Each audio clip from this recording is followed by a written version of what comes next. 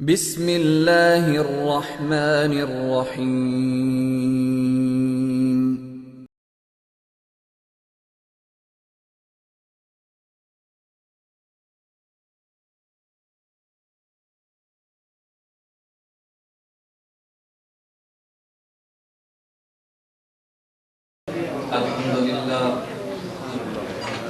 الحمدللہ نحمده ونستعینه ونستغفره ونؤمن به ونتوکل علیہ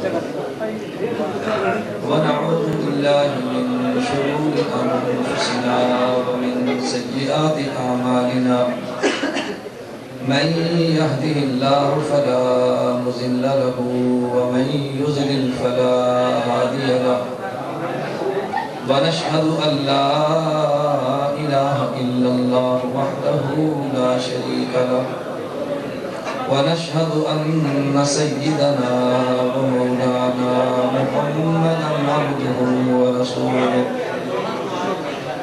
أما بعد فأعوذ بالله من الشيطان الرجيم بسم الله الرحمن الرحيم ومن يطع الله والرسول فأولئك مع الذين أنعم الله عليهم من النبيين والصديقين والشهداء والصالحين وحسن أولئك رفيقا وقال النبي صلى الله عليه وسلم من تمسك بسنتي عند فساد أمتي فله أجر 100 شهيد وقال النبي صلى الله عليه وسلم من سأل الله تعالى الشهادة بصدق بلغه الله منازل الشهداء وإن مات على فراشي وقال النبي صلى الله عليه وسلم لا تسبوا أصحابي فإن أحدكم لو أنفق مثل أحد ذهبا ما بلغ مده أو نصيفا يا رب صل وسلم دائما أبدا على حبيبك خير الخلق كلهم هو الحبيب الذي ترجى شفاعته لكل هول من الأهوال مقتحم اللهم صل على محمد وعلى آل محمد كما صليت على إبراهيم وعلى آل إبراهيم إنك حميد مجيد اللهم بارك على محمد وعلى آل محمد كما باركت على إبراهيم وعلى آل إبراهيم إنك حميد مجيد۔ کوئی کہانی نہ افسانہ اچھا لگتا ہے، کوئی کہانی نہ افسانہ اچھا لگتا ہے، فقط صحابہ کا ترانہ اچھا لگتا ہے۔ تم ساحل پہ بیٹھ کے مسکراتے رہو، مجھ کو تو طوفانوں سے ٹکرانا اچھا لگتا ہے۔ میرے نہایت واجب الاحترام بزرگوں، مسلک اہل سنت والجماعت سے تعلق رکھنے والے بزرگ نوجوان دوستوں اور بھائیوں، میں نے آپ حضرات کی خدمت میں قرآن کریم پارہ نمبر 5 سورۃ النساء کی ایک آیت کریمہ تلاوت کی ہے۔ ذخیرہ احادیث میں سے خاتم الانبیاء صلی اللہ علیہ وسلم کی 3 مبارک احادیث تلاوت کی ہے۔ اللہ رب العزت مجھے مسلک اہل سنت والجماعت کو دلائل کے ساتھ بیان کرنے کی توفیق عطا فرمائے، اور حق جل مجدہ اگر بات سمجھ آئے تو قبول حق کی بھی توفیق عطا فرمائے۔ آپ حضرات نے تھوڑا سا خیال رکھنا، ارمان رکھنا، خیال رکھنا ہے۔ میں اپنے جلسے کے ایک ایک سامع پر نگاہ رکھتا ہوں، چہرے کی نقل و حرکات پہ بھی بڑی توجہ کے ساتھ میں غور کرتا ہوں۔ میں بیٹھ کر بیان کر سکتا تھا، آپ حضرات کا پہلا جلسہ ہوگا تو میں تو صبح لیا سے بکر سے فیصل آباد سے پھر چند تھکاوٹ کا احساس تو مجھے ہونا چاہیے، لیکن میری عادت ہے کہ میں سامعین کا خیال کرتا ہوں۔ اگر میں تقریر بیٹھ کے کرتا، جو دور حضرات پیچھے بیٹھے ہیں وہ ایڑیاں اٹھا کر دیکھتے، میں نے کہا بجائے اس کے وہ مشقت اٹھائیں تو میں اکیلے مشقت اٹھا لوں۔ میں نے آپ حضرات کی راحت کے لیے کھڑے ہو کر بیان شروع کیا ہے، تو نہ اللہ گواہ ہے، نہ مجھے کھڑے ہو کر بیان کرنے کا شوق ہے، اور نہ ہی تسلسل کے ساتھ اتنے بیان کرنے آدمی کے بس میں ہوتے ہیں۔ میں محض اپنے ساتھیوں سے اس نیت کے ساتھ کہ زندگی اور موت کا تو پتہ نہیں ہے، اور کم از کم آدمی کوشش کرے کہ ہمارے وہ مسکین قسم کے ورکر جن کو کوئی نہیں پوچھتا، آدمیوں کو خوش کرنے کی تو بھرپور کوشش کرے۔ بڑوں کے پاس تو ہر کوئی جاتا ہے، لیکن چھوٹوں کے پاس جانے والے کوئی نہیں ہوتے۔ اس لیے میں دیہاتوں میں، قصبوں میں، کوٹھوں میں، چھوٹی چکوک میں جاتا ہوں۔ جنت تو چھوٹوں کا مسئلہ ہے اور بڑوں کا بھی مسئلہ ہے، عقیدہ شہر کا بھی ہے، عقیدہ دیہات کا بھی ہے۔ میں گزارش اس لیے کر رہا ہوں کہ میں کوئی تمہید باندھ کر اپنے فضائل بیان نہیں کر رہا، میرے عرض کرنے کا مقصد یہ ہے کہ میں کوشش کرتا ہوں کہ اپنے سامعین کی رعایت کروں اور بات سمجھانے کی کوشش کروں۔ میری روٹین اور معمول کی خطابت نہیں ہے، نہ ہی میں خطابت کو کاروبار اور بزنس سمجھ کر کرتا ہوں۔ اللہ رب العزت ہمیں آخرت اور قبر کے لیے دین حق کی خدمت کرنے کی توفیق عطا فرمائے۔ میں نے قرآن کریم کی جو آیت کریمہ تلاوت کی ہے، اس آیت میں اللہ رب العزت نے انسانیت کے بلند و بالا 4 مقامات کا تذکرہ کیا ہے۔ نمبر 1 مقام نبوت، نمبر 2 مقام صحابیت، نمبر 3 مقام شہادت، نمبر 4 مقام ولایت۔ ان سے سب میں سب سے زیادہ عظمت والا مقام نبوت کا ہے، اور اس کے بعد مقام صحابیت کا ہے، اس کے بعد مقام شہادت کا ہے، اور اس کے بعد مقام ولایت کا ہے۔ لیکن ان 4 مقامات میں فرق یہ ہے کہ مقام نبوت اور مقام صحابیت یہ مقام وہب ہے، مقام شہادت اور مقام ولایت یہ مقام کسب ہے۔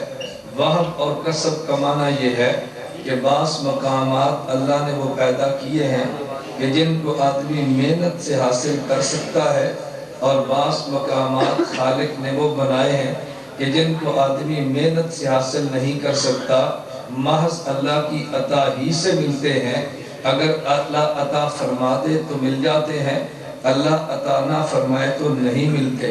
ان میں نمبر 1 مقام نبوت ہے کہ یہ محنت سے نہیں ملتا، عبادت سے نہیں ملتا، ریاضات اور مجاہدات سے نہیں ملتا، یہ محض اللہ کی عطا سے ملتا ہے۔ مقام نبوت اگر کوئی آدمی چاہے کہ میں روزے رکھ کے، تلاوت کر کے، جہاد کر کے حاصل کر لوں، اللہ کی قسم یہ ممکن نہیں۔ اسی طرح اگر کوئی بندہ چاہے کہ میں محنت کر کے صحابیت کے مقام کو پالوں، یہ بھی بندے کے اختیار میں نہیں۔ اللہ رب العزت نے جہاں نبوت کا دروازہ بند فرمایا ہے، وہاں صحابیت کا دروازہ بھی بند فرما دیا ہے۔ اب قیامت کی صبح تک نہ کوئی نیا نبی پیدا ہو سکتا ہے، نہ قیامت کی صبح تک نبی کی صحبت پا کے کوئی آدمی صحابیت کے مقام کو حاصل کر سکتا ہے۔ مقام نبوت بھی مقام وہب ہے، مقام صحابیت بھی مقام وہب ہے، لیکن مقام شہادت اور مقام ولایت یہ مقام کسب ہے۔ کوئی بندہ بھی کلمہ پڑھنے کے بعد ولی بننا چاہے تو بن سکتا ہے، بلکہ میں ایک جملہ اس سے بڑھ کر کہتا ہوں، ہر وہ بندہ جس نے کلمہ پڑھا ہے وہ اللہ کا ولی ہے۔ نماز پڑھے تب بھی ولی ہے، نماز نہ پڑھے تب بھی ولی ہے، حج کرے وہ تب بھی ولی ہے، حج نہ کرے وہ تب بھی ولی ہے، اس کے چہرے پہ سنت کے مطابق داڑھی ہو تب بھی ولی ہے، اور اگر خدا نہ کرے پیغمبر کی سنت کو کٹوائے تب بھی ولی ہے۔ آپ تو ہوگے کہ آپ نے عجیب بات کی ہے، عجیب بات میں نہیں کرتا، آپ نے سنی شاید پہلی بار ہوگی۔ اس پہ دلیل اللہ کا قرآن بھی ہے، اور اس پہ دلیل احناف کی کتاب عقیدہ تحاویہ بھی ہے۔ ہمارے عقیدے کے کتاب میں بھی یہ بات درج ہے، قرآن کریم میں بھی یہ بات درج ہے۔ قرآن کریم میں ہے اللہ ولی الذین آمنوا اللہ ولی ہے ہر اس شخص کا کہ جو اللہ پر ایمان لائے۔ اللہ نے کلمہ گو کو اپنا ولی قرار دیا ہے۔ اب کلمہ گو اللہ کا ولی ہے۔ ولایت کے مقامات اور مراتب ہیں، کوئی ولی چھوٹے درجے کا ہے اور کوئی ولی بڑے درجے کا ہے۔ جیسے اگر کوئی اسکول میں داخل ہو جائے، اس کو اسکول اور مدرسے کا طالب علم کہتے ہیں۔ اگر 100 نمبر لے کر پاس ہو جائے تب بھی طالب علم ہے، اور اگر یہ 20 نمبر لے کر فیل ہو جائے تب بھی طالب علم ہے۔ اگر روزانہ حاضریاں دے تب بھی طالب علم ہے۔ اگر مہینے میں 10 ناغے کر کے اپنے ہیڈ ماسٹر سے جوتے کھائے تب بھی طالب علم ہے تو طالب علم۔ یہ تو نہیں کہ نالائق کو طالب علم نہ کہو اور لائق کو طالب علم کہو۔ سکول مدرسے میں داخل ہو گیا، یہ طالب علم ہے۔ اگر اس نے محنت کی تو طالب علم اچھا ہے، اگر نہ محنت کی تو طالب علم نکما ہے۔ تو جس آدمی نے کلمہ پڑھا ہے وہ اللہ کا ولی ہے۔ اگر عبادات کے مقام بلند ہیں تو پھر ولی کامل درجے کا ہے، اور اگر عبادات اس کے نام اعمال میں کم یا نہیں ہے تو پھر یہ ولی چھوٹے درجے کا ہے، لیکن ولی ہے ضرور۔ یہ نہ کہنا کہ کوئی بندہ مومن اور ولی نہیں ہے۔ جو بھی کلمہ پڑھتا ہے وہ کلمہ پڑھ کے ولایت کے مقام کو پا جاتا ہے۔ ولایت عامہ الگ ہے اور ولایت خاصہ الگ ہے۔ یہ دعا کریں اللہ مجھے اور آپ سب کو ولایت کاملہ اور ولایت تامہ عطا فرمائے، اور ہم ناقصین کو بھی اللہ کمال عطا فرما دے۔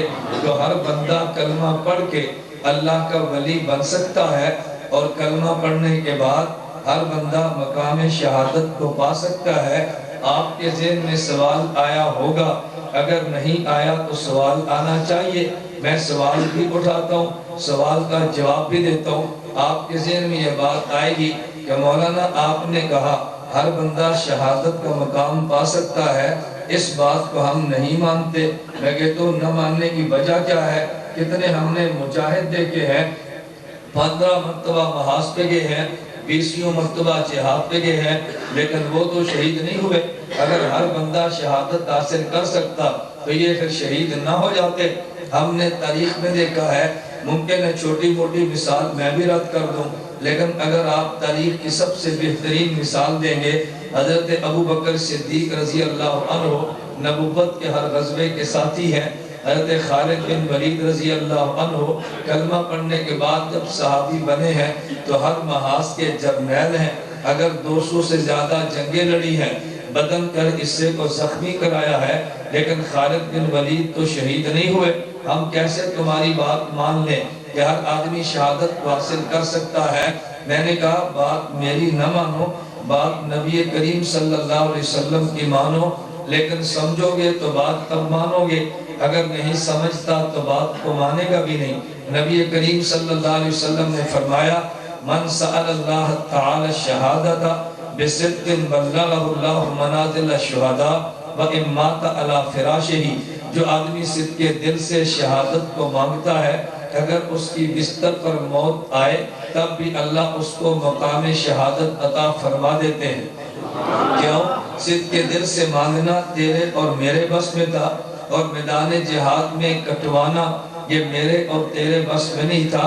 ہم نے پیش کرنا تھا اور اس کے ٹکڑے کروانا میرے اللہ کے ذمہ تھا۔ اللہ چاہے شہادت کی صورت دے دے، اللہ نہ چاہے شہادت کی صورت نہ دے۔ ایک شہادت کی صورت ہے، ایک شہادت کی حقیقت ہے۔ حقیقت شہادت یہ ہے بندہ خود کو شہادت کے لیے پیش کر دے، اسباب شہادت اختیار کر لے، یہ حقیقت شہادت۔ اگر اسباب شہادت اختیار کیے اور خود کو شہادت کے لیے پیش کر دیا، اس کا بدن اگر نہیں کٹا تو یہ تب بھی شہید ہے، لیکن اگر آدمی کا بدن کٹا ہے، اس کو شہادت کی صورت ملی ہے، تو کون سا ایسا پیغمبر کا صحابی ہے کہ جو میدان جنگ میں نہ نکلا ہو؟ پیغمبر کا کون سا وہ صحابی ہے رضی اللہ عنہ جس نے میدان جنگ میں نکل کے اللہ سے شہادت کو نہ مانگا ہو؟ ہر صحابی شہادت کو مانگتا ہے، لیکن پیغمبر نے صدق کی قید بھی لگائی ہے۔ من سأل اللہ تعالی شہادت بصدق، صدق دل کا مطلب کیا ہے؟ آپ کی مسجد میں تبلیغی جماعت آئی ہے، انہوں نے کہا ہم نے 3 دن یہاں گزارے، ہمیں 3 دن کی جماعت چاہیے۔ آپ کھڑے ہو کے ارادہ کریں کوئی آدمی ارادہ بھی نہیں کرتا، کہا بھئی پیسے برکت کے لیے جمع کرا دیں، کوئی پیسے بھی جمع نہیں کراتا، کہا گھر سے بستر لے کر آ جائیں، بستر بھی لے کر نہیں آتا، اور پھر توجہ رکھنا، ایک آدمی نے نام بھی نہیں لکھوایا، ایک آدمی نے کرایہ بھی نہیں دیا، ایک آدمی بستر لے کر بھی نہیں آیا، اور تیسرے 13 بندے موجود ہیں جن نے نام بھی لکھوا دیا، بستر بھی لے کر آگے اور کرایہ بھی جمع کرا دیا۔ یہ جو آدمی محض زبان سے کہہ رہا تھا میں نے جانا ہے، نام بھی نہیں دیا، اس نے اپنے کرائے بھی جمع نہیں کرائے، اور اس بندے نے بستر بھی نہیں لایا۔ اب اگر امان سے بتاؤ یہ 13 بندوں کی جماعت جانے لگی ہے اور یہ بندہ گھر میں فوت ہو جائے تو اس کو کیا قیامت کے دن سروزے کی جماعت میں نکلنے کا اجر ملے گا؟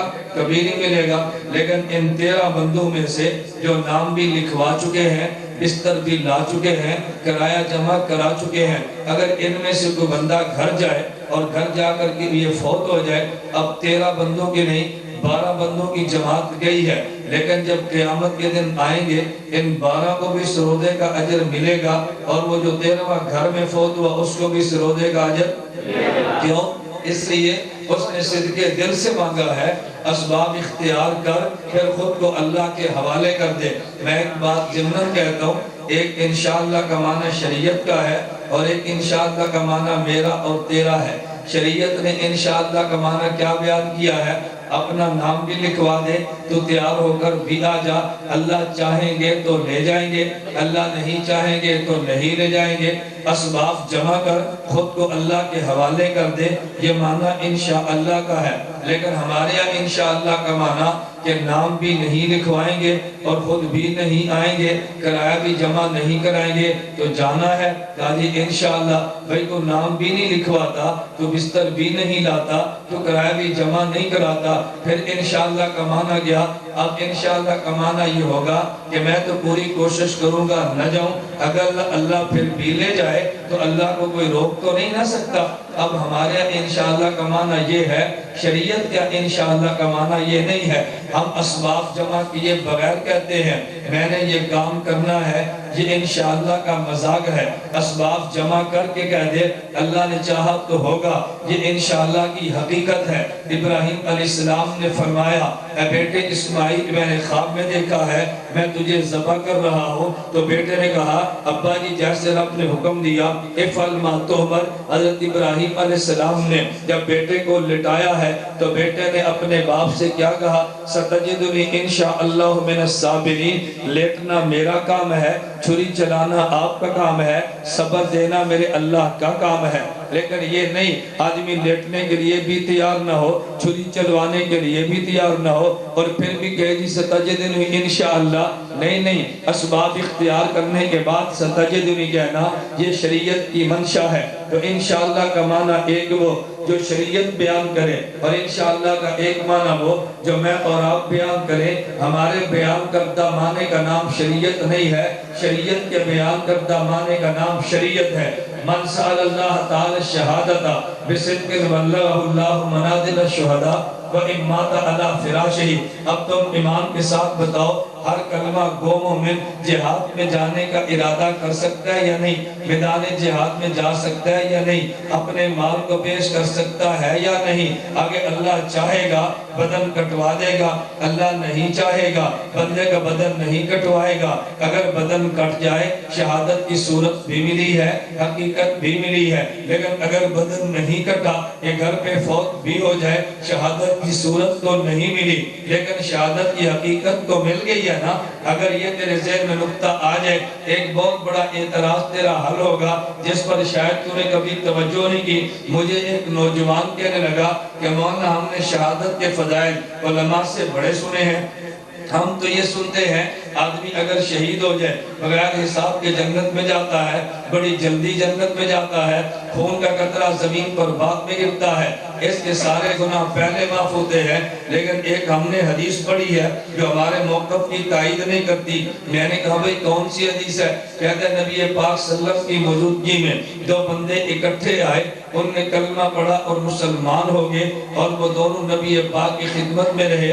ایک بندہ شہید ہو گیا اور دوسرا ایک سال بعد فوت ہوا. صحابی کہتے ہیں فرأیت المؤخر منہما دخل الجنت قبل الشہید. جو 1 سال بعد فوت ہوا میں نے دیکھا وہ جنت میں پہلے گیا ہے. فتعجبت لذلك, مجھے اس پہ بڑا تعجب ہوا. فذکرت ذلك لرسول اللہ صلی اللہ علیہ وسلم, میں نے نبی پاک صلی اللہ علیہ وسلم سے ذکر کیا. حضور یہ بات ہمیں سمجھ نہیں آئی, ہم یہ سمجھتے تھے کہ شہید جنت میں پہلے جاتا ہے, لیکن میں نے خواب میں یہ دیکھا ہے اپنے گھر میں فوت ہونے والا جو جنت میں بعد میں گیا ہے. میرے دوست توجہ رکھنا, مجھے ایک نوجوان کہنے لگا کہ مولانا ہم نے شہادت کے فضائل علماء سے بڑے سنے ہیں, ہم تو یہ سنتے ہیں آدمی اگر شہید ہو جائے بغیر حساب کے جنت میں جاتا ہے, بڑی جلدی جنت میں جاتا ہے, خون کا قطرہ زمین پر بعد میں گرتا ہے, اس کے سارے گناہ پہلے معاف ہوتے ہیں. لیکن ایک ہم نے حدیث پڑھی ہے جو ہمارے موقف کی تائید نہیں کرتی.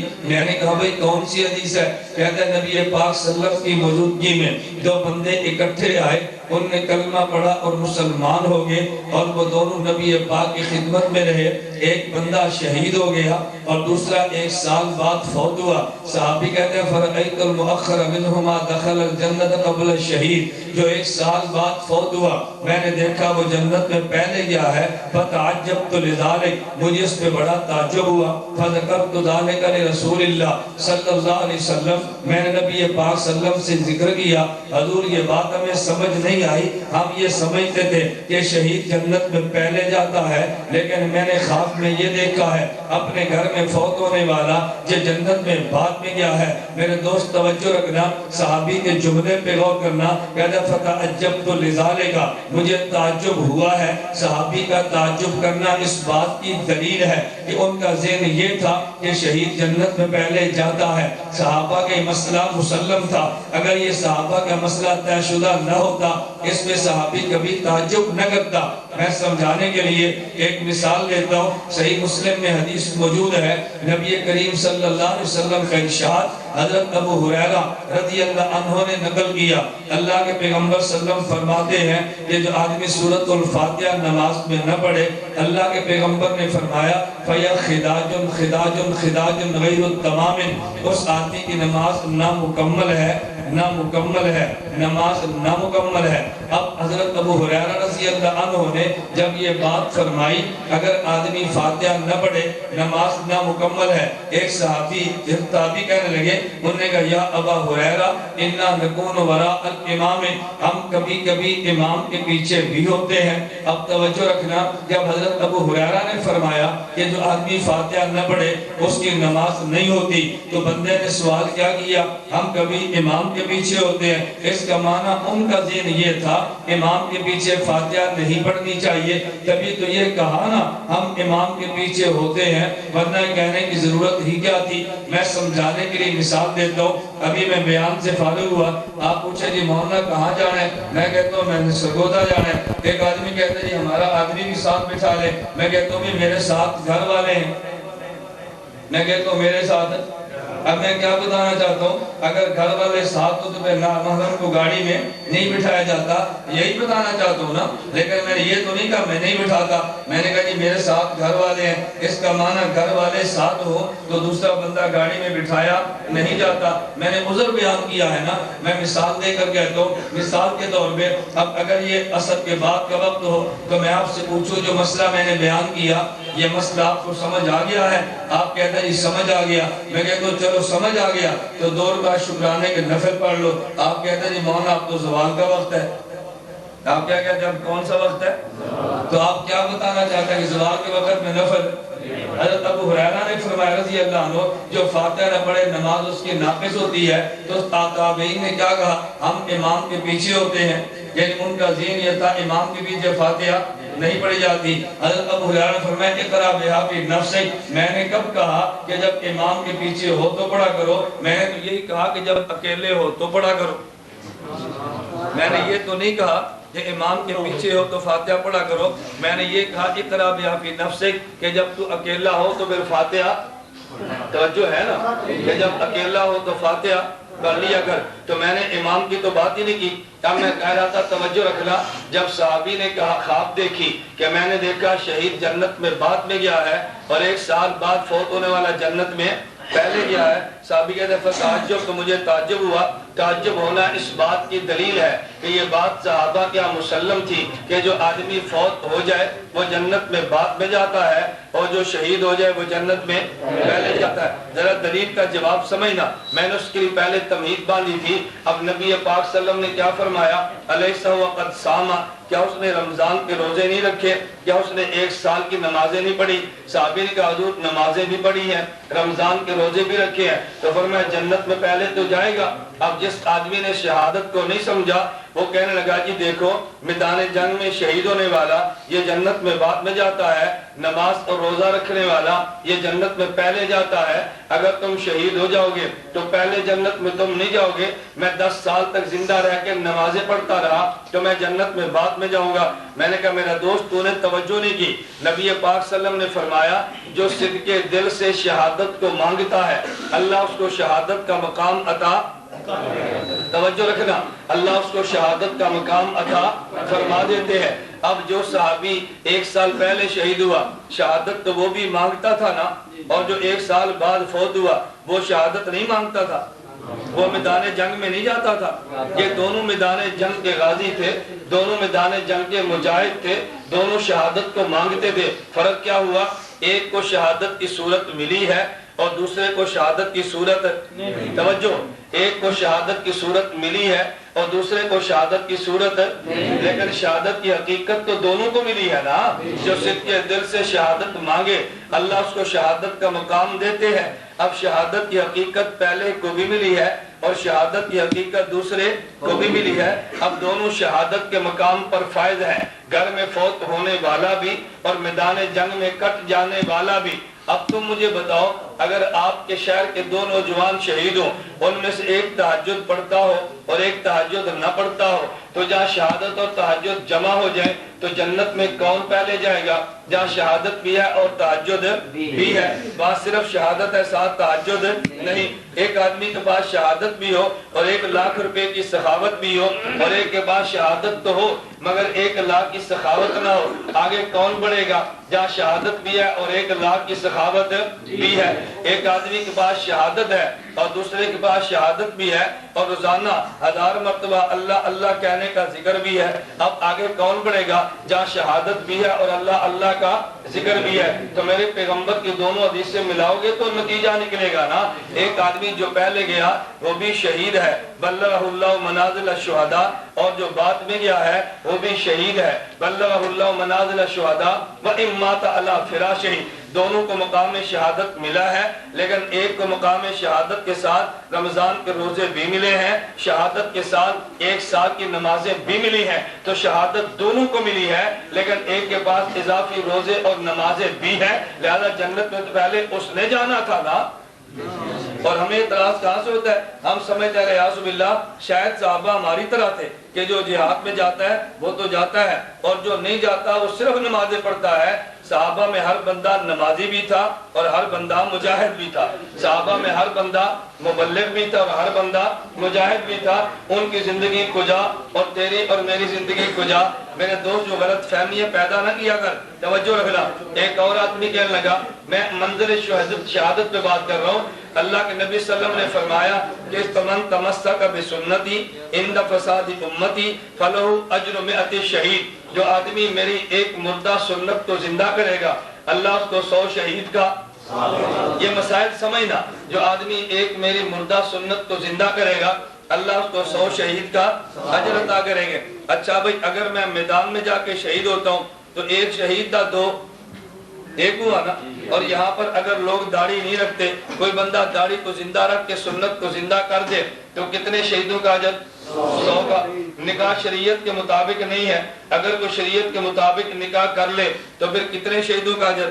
100 کا۔ اب ایک بندہ کہتا ہے جی مولانا پاگلوں والی بات کرتے ہو، میدان میں جا کے کٹیں گے تو 1 شہید کا ثواب ہوگا اور یہاں جنگ میں رہ کر روزانہ 10 سنتیں زندہ کریں گے تو روزانہ 1000 شہید کا ثواب ملے گا۔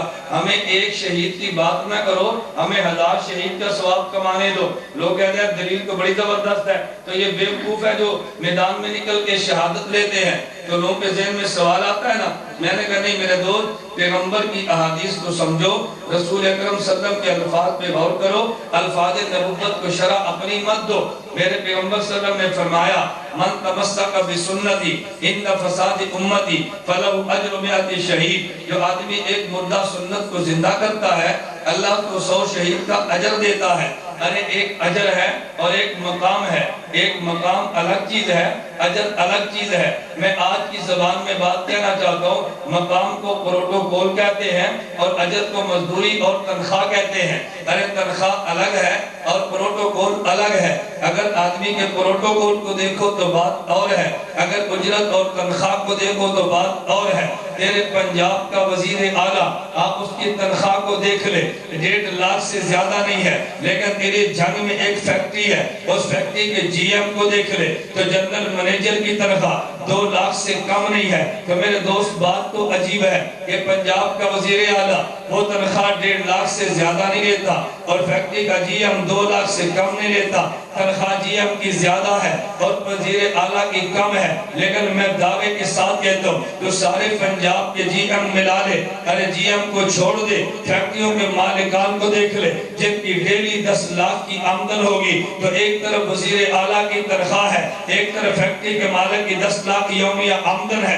اگر آمدن دیکھے تو اس کی زیادہ ہے، تنخواہ دیکھے تو اس کی زیادہ ہے، پروٹوکول دیکھے تو اس کا زیادہ ہے. تو صبح جنگ سے سڑک پہ نکلا ہے اور اشارے بند ہیں. پوچھا جی کیا ہوا؟ کہا جی آج وزیر اعلیٰ کا دورہ ہے، مولوی صاحب سڑک پہ نہیں جانا. اور جی ایم سے کہا بھی سڑک پہ نہیں جانا، آج شیخ صاحب آپ نے نہیں جانا، ملک صاحب آپ نے نہیں جانا، آج آپ نے نہیں جانا. آپ فیکٹری کا مالک ہے ٹھیک ہے، لیکن ایم این اے آج نانا فیکٹری کے مالک ہوں گے ٹھیک ہے، آپ روزانہ 10 لاکھ کمائیں تو ٹھیک ہے، لیکن وزیر اعلیٰ جس روڈ پہ آئے نا اس روڈ پہ آپ نہیں جا سکتے.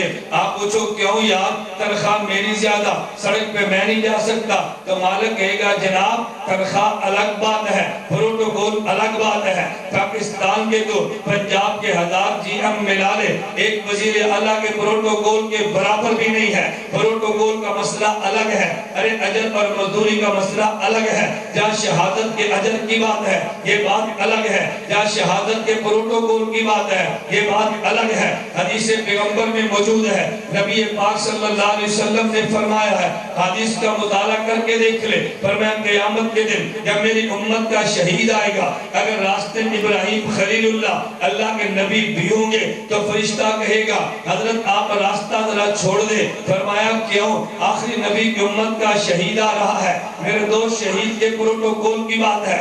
اگر تو نے 1000 سنت کو زندہ کیا ہے، لیکن اگر تیری موت گھر پہ آئی ہے تو میرے دوست تیرے کپڑوں کو اتار کے تجھے غسل دیا جائے گا. لیکن میدان جنگ میں کٹنے والے کے چہرے پہ داڑھی بھی نہیں ہے، میدان جنگ میں کٹنے والا وہ نماز بھی نہیں پڑھتا، لیکن شریعت کہے گی نانا اس کو اس کے بدن کے کپڑے کو نہیں کاٹنا. ارے وجہ کیا ہے؟ فرمایا یہ اس کا پروٹوکول ہے، ہمیں انہی کپڑوں میں اچھا لگتا ہے، اس کے کپڑے تم نے کاٹنے نہیں ہے، اسی کپڑے کو کفن بنا دو. قیامت کے دن کفن والے آئیں گے، یہ انہی کپڑوں میں آئے گا. میں اس کپڑوں کو جو اعزاز دیتا ہوں وہ سفید کفن کا نہیں ہے. ارے یہ تو گھر میں فوت ہوا، طواف کی حالت میں اگر بیت اللہ میں فوت ہوا کہ اس کو غسل دے دو. اچھا جی شہید کیوں نہیں دینا؟ اللہ کیوں نہیں دینا؟ اس کے بدن پہ تو خون ہے، خون تو ناپاک ہوتا ہے، اس کو تو پاک کرنا چاہیے. اور یہ طواف کرنے والا غسل کر کے گیا ہے، یہ کپڑے پہن کے گیا ہے. فرمایا نہیں آج مسئلہ اجر کا نہیں ہے، آج مسئلہ پروٹوکول کا ہے. ارے اس کو کفن دینا ہے، لیکن اس کو انہی کپڑوں میں دفن کرنا ہے. ارے اس کو غسل دینا ہے، اس کو اسی خون میں دفن کرنا ہے. اس کے خون کا پروٹوکول ہے، اس کے کپڑوں کا پروٹوکول ہے. اگر یہ قیامت کے دن آیا ہے نماز والا پریشان ہے، اللہ میرا کیا بنے گا؟ شہید پریشان نہیں ہے، وہ کہتے ہیں اللہ اس کا کیا بنے گا؟ نمازی کہتے ہیں میرا کیا بنے گا؟ شہید کہتے ہیں ان کا کیا بنے گا؟ اللہ فرمائیں گے کیوں؟ کہے گا اللہ میں تنہا نہیں جاتا، میرے استاد بھی جائیں گے. اللہ تنہا نہیں جاتا، میرے میرے باپ بھی جائیں گے، اللہ تنہا نہیں جاتا، میرے دوست بھی جائیں گے۔ ارے سفارش پروٹوکول سے چلتی ہے، تنخواہوں سے کبھی سفارشیں نہیں چلا کرتی۔ ارے 100 شہید کا اجر تو ملے گا، ایک شہید کا پروٹوکول نہیں ملے گا۔ یہ اگر جنت میں تو جانا ہے، لیکن جنازہ آ گیا، فرمایا غسل بھی نہیں دینا، اس کا کفن بھی مت بدلو۔ جنازہ آ گیا، امام مالک نے فرمایا جنازہ بھی نہ پڑھو، امام شافعی نے فرمایا جنازہ بھی نہ پڑھو، امام احمد بن حنبل نے فرمایا جنازہ بھی نہ پڑھو۔ کیوں حضرت جنازہ نہ پڑھے؟ فرمایا نانا حضرت جنازہ کیوں نہ پڑھے؟ کہا جی اللہ کے پیغمبر نے جو دعا دی ہے اللہم اغفر لحینا و میتنا، ارے یہ تو اس کی معافی کے لیے ہے، اس کو تو رب نے خود معاف کرنے کا اعلان کیا ہے۔ یغفر له فی اول دفعۃ من دمہ، یہ تو بخشا گیا ہے، اس کا جنازہ کیا پڑھنا؟ لیکن قربان جاؤ امام ابو حنیفہ کی فقاہت پہ امام ابو حنیفہ نے فرمایا نہیں جنازہ پڑھ دو، حضرت وہ تو بخشا ہوا ہے، پھر جنازہ کیوں پڑھے؟ میں اپنی زبان میں کہتا ہوں کہ میرے امام نے سمجھایا ہے، ارے جب میت کا جنازہ پڑھتے ہیں تو میت 2 قسم کی ہوتی ہے۔ ایک میت وہ ہے کہ جنازہ پڑھیں گے 40 بندے شریک ہو جائیں گے، یہ میت بخشی جائے گی، اور ایک میت وہ ہوتی ہے ہم جنازہ پڑھیں گے اس کی وجہ سے ہم بخشے جائیں گے، اس کا جنازہ یوں نہ پڑھ یہ تیرے جنازے کا محتاج ہے، ارے اس لیے پڑھنا اس کے جنازے سے میں بخشا جاؤں گا۔ کبھی تم نے سوچا ہے کہ لوگ شہیدوں کے جنازے میں کیوں دوڑتے ہیں؟ ہاں ان کی وجہ سے میں بخشا جاؤں گا، یہ شہادت کا پروٹوکول ہے۔ من تمسک بسنتی عند فساد امتی فلو اجر مئات شہید، یہ سنت کو زندہ کرنے والا اللہ سب کو توفیق عطا فرمائے۔ اللہ مجھے اور تجھے پیغمبر کی سنت پہ مٹنے کی توفیق دے دے اور بدعت کو مٹانے کی توفیق دے دے۔ اگر یہ سنت کو زندہ کرنے والا قیامت کے دن جنت میں گیا ہے، میرا اللہ پوچھے وہ چاہیے، اللہ سب کچھ ملا ہے، مجھے اور کیا چاہیے؟ اللہ فرمائے چاہیے تو مانگ لو، کہتے اللہ کچھ نہیں مانگتا، دنیا کی مشقت سے جنت میں آیا ہو، اللہ مجھے اور کیا چاہیے؟ اللہ اس پروٹوکول والے سے پوچھیں گے کچھ تجھے بھی چاہیے؟ کہے گا اللہ کچھ مجھے بھی عطا کر دے۔ اللہ فرمائے کیا چاہیے؟ اللہ ایک مرتبہ دنیا میں بھیج دینا، کیوں میری جنت میں نعمتیں کم ہیں؟ میری جنت تجھے پسند نہیں ہے؟ یہ حور و غلمان تیرے لیے ہیں، ارے تیری خدمت کریں گے۔ کہا نہیں اللہ مجھے ایک مرتبہ پھر بھیج دینا۔ فرمایا کیوں جنت میں جانا چاہتا ہے؟ اللہ تیری جنت میں سارے مزے ہیں، تیری جنت مزدوری کا نام ہے، تیری جنت اجر کا نام ہے۔ اللہ میں اجر کی بات نہیں کرتا، جب تیری راہ میں کٹا تھا نا اور کرتے وقت جو جبریل جو فرشتے اترے تھے اور جس پروٹوکول سے مجھے لائے تھے، اللہ وہ پروٹوکول جنت میں تو نہیں ہے نا، ایک مرتبہ مجھے پھر بھیج دے۔ ارے پروٹوکول کا مسئلہ الگ ہے، اجر اجرت کا مسئلہ الگ ہے۔ میرے پیغمبر صلی اللہ علیہ وسلم نے فرمایا من تمسک بسنتی عند فساد امتی فلو اجر مئات شہید، جو میری ایک مردہ سنت کو زندہ کرتا ہے اللہ 100 شہید کا اجر دیتا ہے۔ ارے اجر الگ ہے، قدر الگ ہے، بات اجر کی نہیں ہے، بات قدر کی ہے، بات اجرت کی نہیں ہے، بات پروٹوکول کی ہے، بات مزدوری کی نہیں ہے، مسئلہ مقام کا ہے۔ میدان جنگ میں جانے سے جو پروٹوکول ملتا ہے نا وہ شہادت پہ گھر رہ کے صرف کے دل کو مانگنے سے وہ پروٹوکول نہیں ملا کرتے، پروٹوکول الگ ہے، اجر الگ ہے۔ تو میں بات یہ سمجھانا چاہتا کہ کوئی بھی آدمی شہید ہونا چاہے، آپ پتا ہو سکتا ہے یا نہیں؟ اگر صرف کے دل سے مانگے گا اللہ شہادت کے مرتبہ تک پہنچائے گا۔ میں اس لیے کہتا ہوں حضرت ابو بکر صدیق رضی اللہ عنہ صورت شہادت نہ ملے لیکن تب بھی شہید ہے۔ حضرت پیغمبر کے صحابہ میں سے اگر کسی کو شہادت کی صورت نہ ملے وہ تب بھی شہید ہیں، وہ شہادت تو مانگتے تھے۔ ارے ایک مقام نبوت ہے، ایک مقام صحابیت ہے، ایک مقام شہادت ہے، ایک مقام ولایت ہے۔ مقام نبوت تو وہب ہے، مقام صحابیت تو وہب ہے، لیکن مقام شہادت اور مقام ولایت یہ کسب ہے، وہ تیرے بس میں نہیں ہے، اس کی تمنا بھی نہ کرنا، یہ تیرے اختیار میں ہے، اس کی تمنا بھی کرنا اور کوشش بھی کرنی ہے۔ میں دوستو توجہ رکھنا، لگے تو ایک مسئلہ نبوت کا ہے اور ایک مسئلہ صحابیت کا ہے۔ نبوت انتخاب میرے اللہ کا ہے، صحابیت انتخاب میرے اللہ کا ہے، لیکن شہادت اور ولایت یہ تو رب تجھے اختیار دیتا ہے۔ تیری مسجد کا امام موجود ہے، اس کا انتخاب تیری مسجد کی کمیٹی کا ہے، تیرے مدرسے کا مدرس ہے، انتخاب تیرے محتمم کا ہے، انتخاب کالج کے پروفیسر میں یہ پرنسپل کا ہوگا، لیکن نبوت کا انتخاب تو میرے اللہ کا ہے، صحابیت کا انتخاب تو میرے اللہ کا ہے۔ اس لیے میرے پیغمبر نے فرمایا ان اللہ اختارنی واختار لی اصحابی، اللہ نے میرے سر کو تاج نبوت کے لیے چنا ہے، میرے شاگردوں کے سروں کو تاج صحابیت کے لیے چنا ہے۔ نبوت انتخاب بھی اللہ کا ہے، صحابیت انتخاب بھی اللہ کا ہے۔ اگر اس امام پہ تنقید کرے گا، تنقید تیری مسجد کی کمیٹی بھی ہوگی۔ اگر تنقید مدرس پہ کرے گا، تنقید محتمم کے انتخاب بھی ہوگی۔ اگر تنقید پروفیسر پہ کرے گا تو تنقید پرنسپل کے انتخاب بھی ہوگی۔ لیکن اگر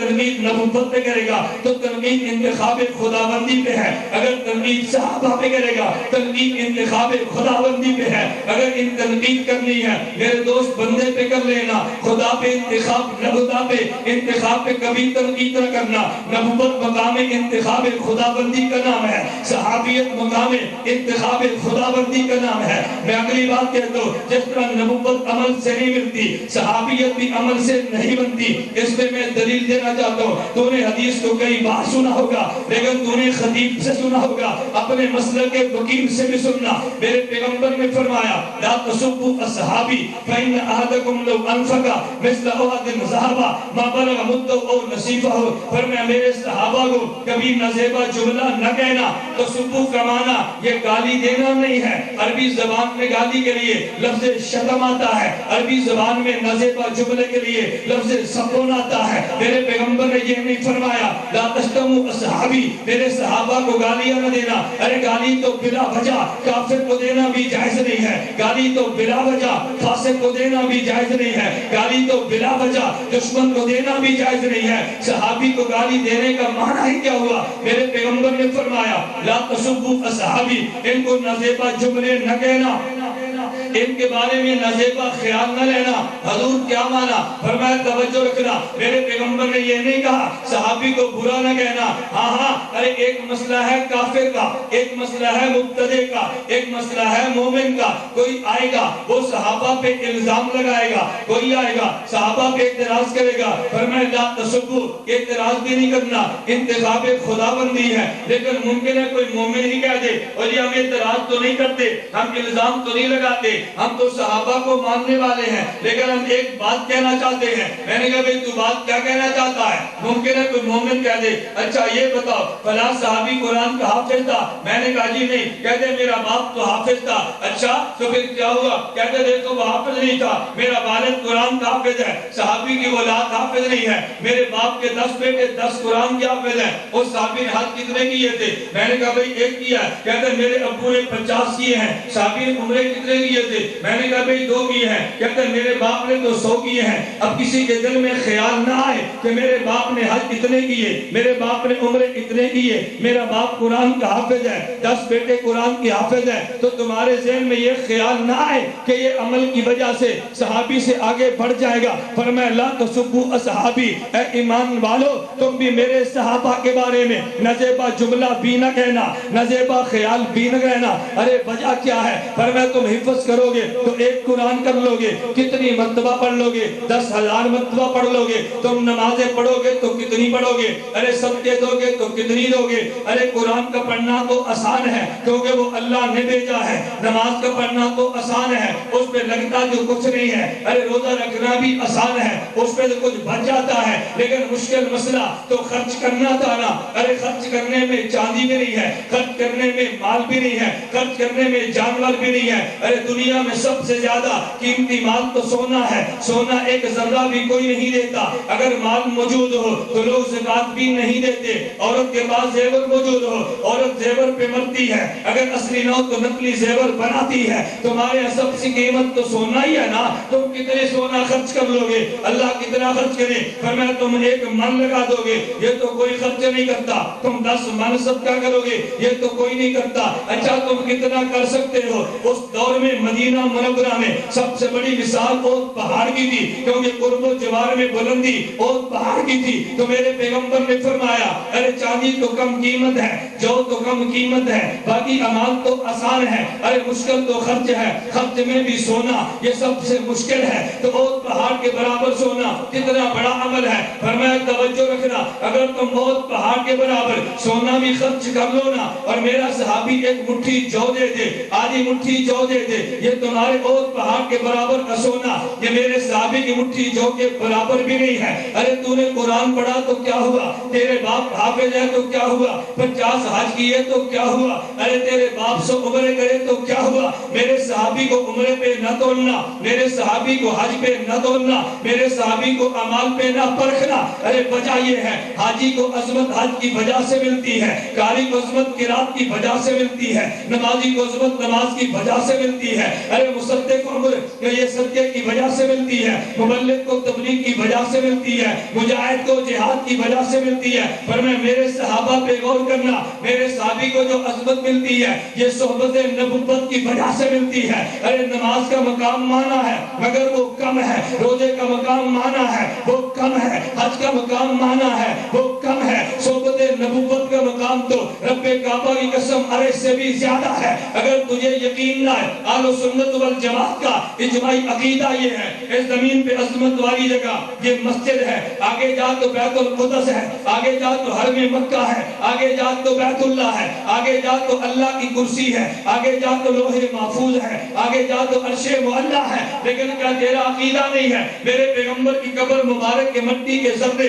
جن میں شعور بھی نہیں ہے، جن میں دیکھنے والی آنکھ بھی نہیں ہے، ارے جس پہ سننے والے کان بھی نہیں ہے، میرے پیغمبر کی قبر مبارک کے مٹی کے ذرے، ارے مٹی کو تو لوگ بے جان کہتے ہیں، مٹی کو تو بے عقل کہتے ہیں، مٹی کو تو بے شعور کہتے ہیں، لیکن ہمارا عقیدہ ہے نمازی کو عظمت نماز کی وجہ سے ملتی ہے، ارے مصدق کو عمر یہ صدقے کی وجہ سے ملتی ہے، مبلغ کو تبلیغ کی وجہ سے ملتی ہے، مجاہد کو جہاد کی وجہ سے ملتی ہے۔ پر میں میرے صحابہ پہ غور کرنا، میرے صحابی کو جو عظمت ملتی ہے یہ صحبت نبوت کی وجہ سے ملتی ہے۔ ارے نماز کا مقام مانا ہے مگر وہ کم ہے، روزے کا مقام مانا ہے وہ کم ہے، حج کا مقام مانا ہے وہ کم ہے، صحبت نبوت کا مقام تو رب کعبہ کی قسم ارے سے بھی زیادہ ہے۔ اگر تجھے یقین نہ ہے، اہل سنت والجماعت کا اجماعی عقیدہ یہ ہے، اس زمین پہ عظمت والی جگہ یہ مسجد ہے، آگے جا تو بیت القدس ہے، آگے جا تو حرم مکہ ہے، آگے جا تو بیت اللہ ہے،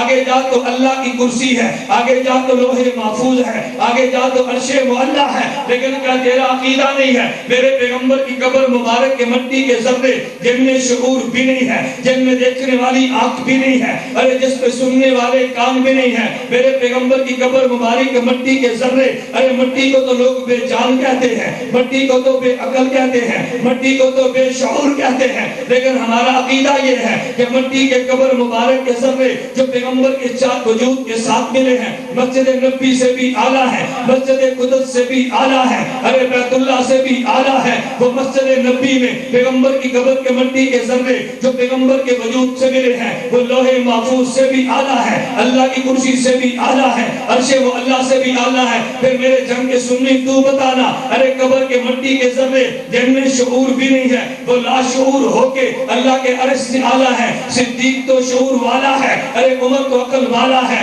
عثمان تو علم والا ہے، علی تو عقل والا ہے۔ جس میں شعور نہیں تھا وہ پیغمبر کے وجود سے ملتا ہے، عرش سے بھی بڑھ جاتا ہے، اور صدیق کے کندھے پہ تو پیغمبر خود سوار ہوتا ہے۔ میں کہتا ہوں مٹی کے ذروں میں صحابی میں فرق یہ ہے، ارے مٹی میں تو پیغمبر خود گئے ہیں، صحابی پیغمبر کے پاس آیا ہے، وہاں پیغمبر گیا ہے تو مٹی کے ذروں کو وجود ملا ہے، جہاں صحابی خود چل کے آیا ہے تو اس کا وجود کتنا بلند و بالا ہوگا۔ میں اس لیے کہتا ہوں میرے پیغمبر نے بتایا ہے میرے صحابی کو نماز میں نہ دیکھنا، ارے روزے میں نہ دیکھنا۔ رمضان المبارک میں مدینہ منورہ میں تھا، مجھے ایک دوست کہنے لگا مولانا کہاں پہ بیٹھے؟ میں نے کہا مسجد نبی میں۔ کہتے کون سی جگہ؟ میں نے کہا مسجد نبی کا سین ہے جہاں چھتریاں بنی ہے، اس میں تو مسجد نبی کے اس طرف منہ کر لے کہ جو قبلے کی مخالف سمت ہے، وہ 1 اور 2 نمبر صدور ہے، میں اس کے نیچے بیٹھوں، وہ دونوں لڑکے آگے، ایک تو میرا محبت والا میرا عقیدت مند سنی نوجوان تھا، اور ایک میرا مریض تھا۔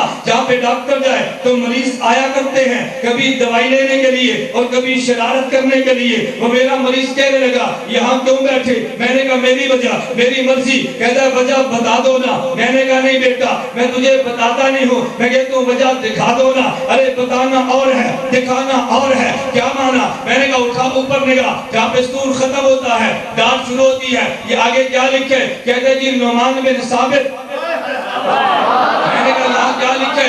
کہتا ہے جی نعمان بن ثابت، میں نے کہا آنا ذرا ادھر قبلے کی طرف آ، ارے یہ کیا لکھا ہے؟ کہتا ہے ابو بکر، میں نے کہا آگے کیا لکھا ہے؟ کہتا ہے عمر، میں نے کہا ادھر کیا لکھا ہے؟ کہتا ہے عثمان، میں نے کہا بائیں طرف، کہتا ہے علی، میں نے کہا دائیں طرف، کہتا ہے عباس، میں نے کہا بائیں طرف، حسن اور حسین، میں نے کہا آگے کیا ہے؟ کہتا ہے جی پیغمبر کا روزہ، میں نے کہا یہاں آخر میں کیا ہے؟ کہتا ہے جی نعمان بن ثابت، میں نے کہا پھر میں یہ بات کہہ سکتا ہوں نا، میں ستون کے نیچے سریے بیٹھا ہوں، علم و عمل روزے والے اس پیغمبر کو ملا ہے، اس پیغمبر سے صحابہ پیغمبر کو ملا ہے، اصحاب پیغمبر سے نعمان بن ثابت کو ملا ہے۔ ارے میں تو قدر کرتا ہوں، میں تو شکریہ ادا کرتا ہوں، نعمان بن ثابت کا علم اصحاب پیغمبر سے لیتا ہے، ان کا شکریہ ادا کرتا ہوں، وہ علم اس روزے والے پیغمبر سے لیتا ہے۔ میں نے کہا ہاں ہاں موتو بغیظکم، ارے تو غیظ و غضب میں جل جا، تو مر جا، خودکشی کر جا، تب بھی پیغمبر کے روزے کا تو رنگ بھی نہیں مٹا سکتا۔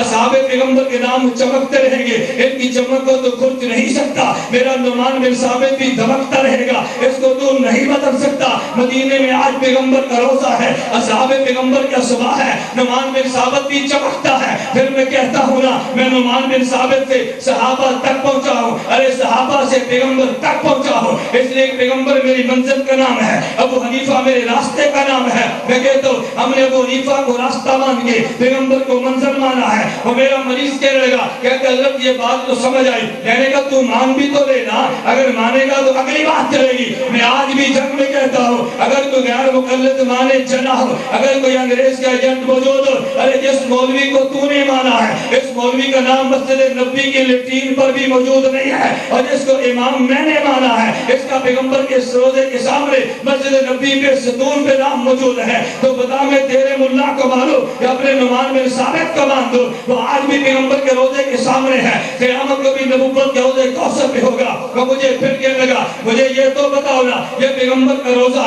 اس میں پیغمبر صلی اللہ علیہ وسلم جو موجود ہے؟ میں نے کہا جی ہاں۔ کہتے ہیں اگر کوئی بندہ دعا مانگے، اللہ پیغمبر کی برکت سے مجھے فلاں کام کر دے، اللہ پیغمبر کے وسیلے سے میرے گناہ معاف کر دے، اللہ پیغمبر کے توفیل سے مجھے اولاد عطا کر دے، تو کیا یہ دعا مانگ سکتے ہیں؟ میں نے کہا تو بتا۔ کہتے ہیں جی نہیں مانگ سکتے۔ میں نے کہا تیرا کیا عقیدہ ہے؟ کہتے ہیں جی میرا ذہن یہ ہے، ہم دعا یہ مانگے، اللہ نماز کے وسیلے سے، اللہ روزے کے وسیلے سے، اللہ تلاوت کے وسیلے سے۔ میں نے کہا کیا مانا؟ عمل کے وسیلے سے مانگے تو ٹھیک ہے۔ کہتا ہے جی ٹھیک ہے۔ میں نے کہا عمل والے کے وسیلے سے مانگے تو پھر؟ کہتا ہے ٹھیک نہیں ہے۔ میں نے کہا میرے دوست مجھے تو بتا، یہ روزہ خود آیا ہے یا کوئی لے کر آیا ہے؟ مجھے بتا نماز خود آئی ہے یا نماز کو کوئی لے کر آیا ہے؟ کہتے ہیں جی لے کر آیا۔ میں نے کہا لے کر آنے والے کا نام بتانا۔ کہتے ہیں محمد رسول اللہ۔ میں نے کہا اگر روزے کا وسیلہ دیا جا سکتا ہے تو لانے والے کا بھی دیا جا سکتا ہے، اگر جہاد کا وسیلہ دیا جا سکتا ہے تو جہاد لانے والے کا دیا جا سکتا ہے۔ میں نے کہا مجھے تو بتا، تو نے نماز کا وسیلہ کیوں بنایا ہے؟ کہتا ہے نماز سے اللہ کا قرب ملتا ہے۔ میں نے کہا روزے کا وسیلہ کیوں بنایا ہے؟ کہتا ہے اس سے اللہ کا قرب ملتا ہے۔ میں نے کہا عمل کو وسیلہ کیوں بنایا؟ کہتا ہے یہ اللہ کا قرب ملتا ہے۔ میں نے کہا ایک عقیدہ تیرا ہے اور ایک میں عقیدہ میرا ہے۔ میرا عقیدہ یہ ہے نماز سے قرب ملتا ہے، ضرور ملتا ہے، روزے سے قرب ملتا ہے، ضرور ملتا ہے، لیکن ایمان کے بعد خدا کی قسم جو قرب پیغمبر کے وجود سے ملتا ہے وہ نماز سے بھی نہیں ملتا، وہ روزے سے بھی نہیں ملتا۔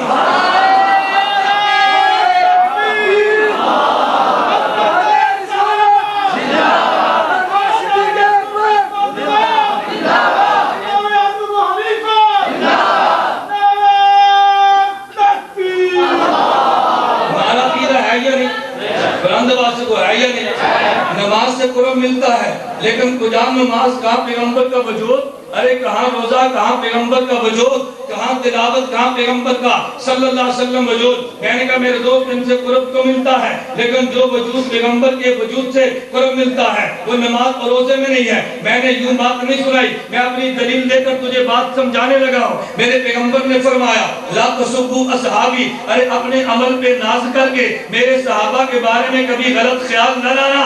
ارے وجہ یہ ہے کہ تمہیں تو قرب نماز سے ملے گا، تمہیں تو صدقے سے ملے گا، ان کو تو میری صحبت سے ملا ہے، اور ان نمازوں کا قرب کجا اور میرے وجود کا قرب کہا ہے۔ صدیق کو قرب ملا ہے لیکن میرے وجود سے ملا ہے، عمر کو ملا ہے تو میرے وجود سے ملا ہے۔ یہ ساری اعزازی چیزیں ہیں۔ اگر نماز نہ ہوتی یہ تب بھی صدیق تھا، اگر روزہ نہ ہوتا یہ تب بھی صدیق تھا۔ اس کے لیے تو میری صحبت ہی کافی تھی، کیونکہ عمال کیا تو بہت اچھا کیا ہے۔ اس لیے ہم کہتے ہیں کہ پیغمبر کے صحابی کو معیار حق ماننا، کبھی صحابی رسول پہ اعتراض نہیں ہو سکتا۔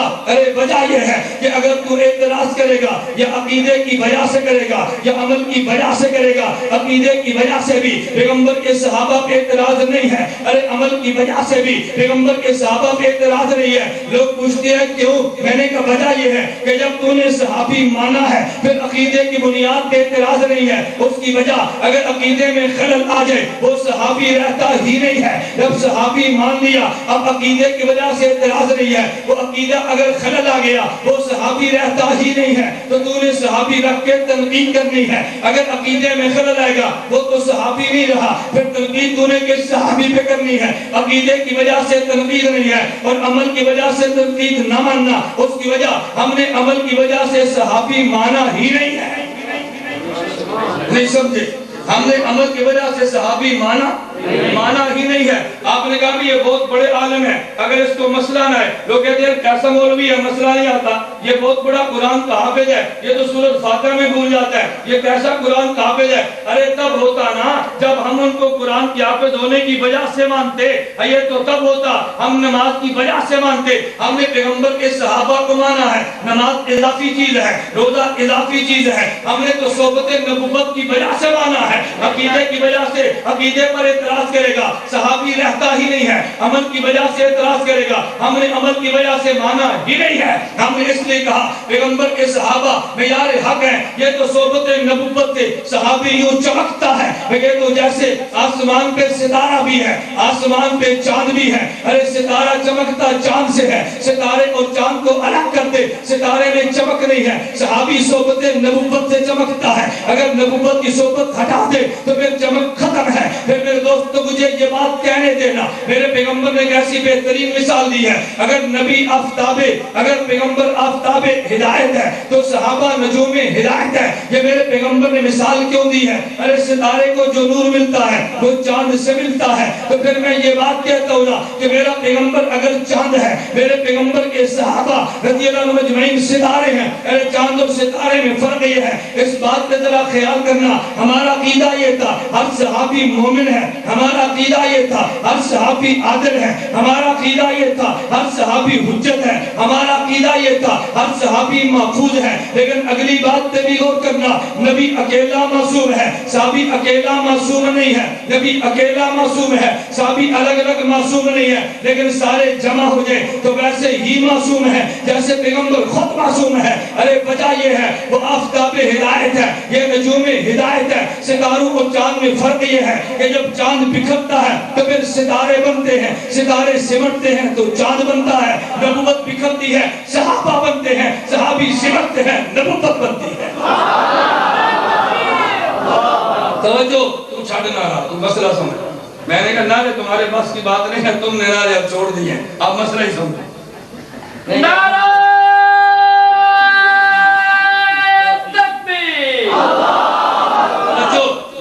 آفتاب ہدایت ہے اور یہ نجوم ہے، بولیے نا، آفتاب ہدایت ہے، یہ نجوم ہے۔ جب آفتاب بکھرتا ہے تو پھر ستارے بنتے ہیں، ستارے سمٹتے ہیں تو آفتاب بنتا ہے۔